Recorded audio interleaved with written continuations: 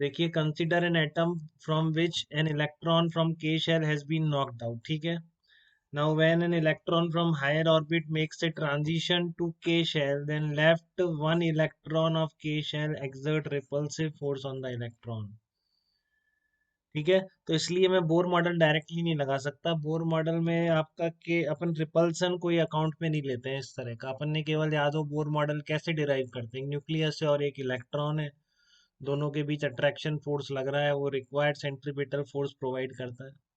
ठीक है, तो बोर्ड्स मॉडल में इस तरह का रिपल्जन नहीं लिया गया है। ठीक है, तो इसलिए अगर आप उसको अकाउंट में लेते हैं तो Bohr's model law for transition from N two N one, N two orbit से अगर एन वन में इलेक्ट्रॉन जंप कर रहा है, ठीक है, तो इसमें जो एनर्जी निकलेगी उसके कॉरेस्पॉन्डिंग वेवलेंथ का मॉडिफाइड बोर मॉडल इस तरह का हो जाएगा।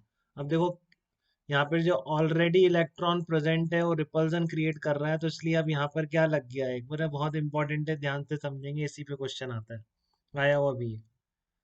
ठीक है, कि आपका N2 से N1, जैसे कि मेनली अपन के अल्फा की बात कर रहे हैं, ठीक है, या के सीरीज की बात करेंगे, तो एन वन वन हो जाएगा और N2 आपका टू टू थ्री फोर कुछ भी हो जाएगा।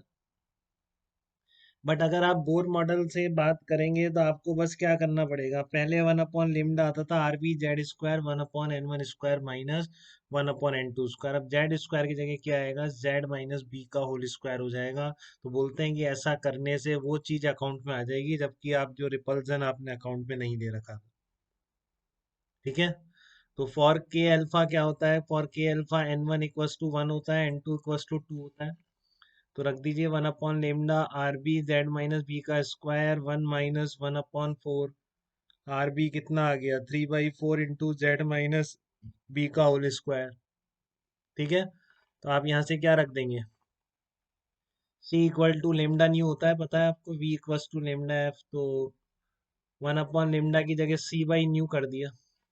ठीक है, तो देखो क्या आ गया, रूट ले लिया दोनों तरफ, तो root nu equal to some constant into Z minus P. तो ये मॉजलेस का क्या हो जाएगा, जो मॉजले का जो लॉ था यही तो था कि आपका ये कांस्टेंट होता है, तो ये कांस्टेंट ही है, Rydberg constant, speed of light.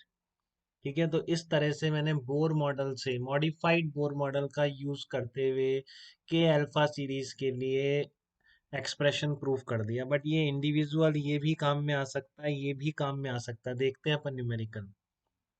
ठीक है, तो एक बार दोबारा से सुनिए, मेरे को मॉसलेस लॉ निकालना था बेटा कि के अल्फा सीरीज के लिए। ठीक है, तो पहले मैं आपको मॉडिफाइड बोर मॉडल बता दूं क्या है, जो अब तक आपने पढ़ा है। ठीक है, बट एक्सरेज में जो बोर मॉडल यूज हो रहा है एक से, क्योंकि इसमें भी एक वैकेंसी क्रिएट हो जा रही है, फिर हायर ऑर्बिट से इलेक्ट्रॉन जंप कर रहा है बेटा। ठीक है, तो हाइड्रोजन एटम में जब हायर हायर ऑर्बिट से हायर एनर्जी लेवल से लोअर में इलेक्ट्रॉन कूदता था तो जो एनर्जी निकलती थी, उसके लिए बहुत famous expression one upon lambda R B Z square one upon N one square minus one upon N two square हमने याद कर रखा है बिल्कुल। ठीक है, तो यहाँ भी वही है, आप यहाँ भी लिख सकते हैं कि जब एल से के में कूदा है या एम से के में कूदा है तो भी आप बोर मॉडल यूज कर सकते हैं, but with little bit modification.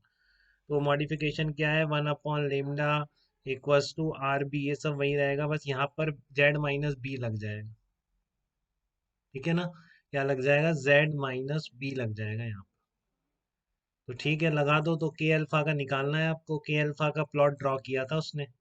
तो के अल्फा के लिए N one equals to one है, N two equals to two है, आपको पता है के है तो इसका मतलब वन से निकला है, अल्फा है तो इसका मतलब वैकेंसी किसने फुल की है बेटा, तो याद हो गया होगा, बहुत बार मिल चुका हूँ।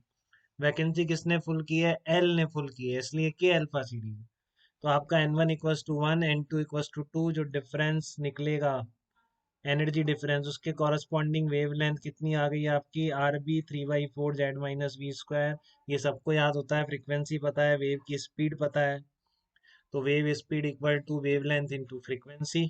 ठीक है, तो यहाँ पे लिख दिया आपने nu by C equals to, lambda की जगह लिख दिया आपने C by nu equal to R B 3/4 Z minus B का स्क्वायर, तो यहाँ से रूट न्यू निकल के आ गया, under root three R B C upon four into Z minus B निकल के आ गया। तो इसको आप कंपेयर कर लेंगे, root nu equal to A Z minus B, root nu equal to A Z minus B निकल के आ गया।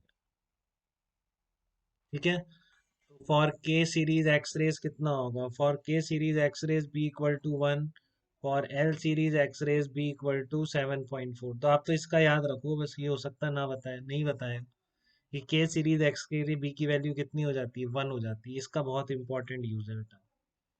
ठीक है, एल सीरीज के लिए क्या होती है, ऐसी सबकी होती है, बट आपको एक्सपेक्ट नहीं करना चाहिए उसको एल की भी याद होगी। ध्यान रखे तो रख लें, बट के सीरीज के लिए तो पक्का याद होना चाहिए कि के सीरीज जब भी आप इस बोर मॉडल से भी वेवलेंथ निकाल सकते हैं, एनर्जी डिफरेंस निकाल सकते हैं, ई के ई एल की वैल्यू निकाल सकते हैं, E K minus E L minus E M, ये सब इससे भी निकाली जा सकती है by using B equal to 1। ठीक है, तो ये मॉडिफाइड बोर मॉडल है। फिर से सुनिए, आपकी जो कैरेक्टरिस्टिक एक्सरेज है उसका मीनिंग आपको क्लियर है। या तो के से निकला होगा इलेक्ट्रॉन, या एल से नॉकड आउट हुआ होगा, या एम से नॉकड आउट हुआ होगा। के अल्फा सीरीज बहुत फेमस है, के सीरीज बहुत फेमस है। तो के सीरीज का मतलब क्या होता है कि इलेक्ट्रॉन कहाँ से नॉकड आउट हुआ है, के शेल से, पहली बार। अल्फा बीटा कैसे डिसाइड होते हैं कि अगर एल से कूदा है तो अल्फा है, एम से कूदा है तो बीटा है, एन से कूदा है तो गामा है।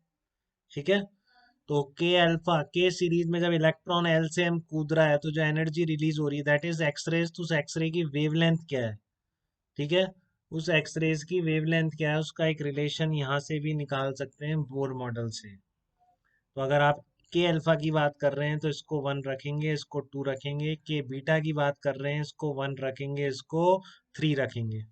ठीक है ना, के बीटा में इसको 1 कर दोगे, इसको 3 कर दो। ठीक है, तो स्पेशली के सीरीज एक्सरे के लिए एक और एडवांटेज है कि बी की वैल्यू याद है आपको, बी कितना होता है, 1 होता है। ठीक है, तो इसका हम यूज करेंगे अब न्यूमेरिकल्स में। यहाँ तक किसी को डाउट बेटा इस तरह के मॉजलेज लॉ के एक्सप्रेशन में, मैथमेटिकल एक्सप्रेशन ये रहा, कहाँ से निकाला, मॉडिफाइड बोर मॉडल से भी देख सकते हैं कैसे निकाला, वो भी बिल्कुल क्लियर रहना चाहिए दिमाग में, कुछ भी कहीं पूछा जा सकता है। ठीक है, इस कांस्टेंट की वैल्यू पूछ सकता है। और ये मॉडिफाइड बोर मॉडल तो अब कैलकुलेशन में यूज होगा ही, तो आपको बिल्कुल आना चाहिए। ठीक है, तो यहाँ तक बेटा कोई तकलीफ किसी को बिल्कुल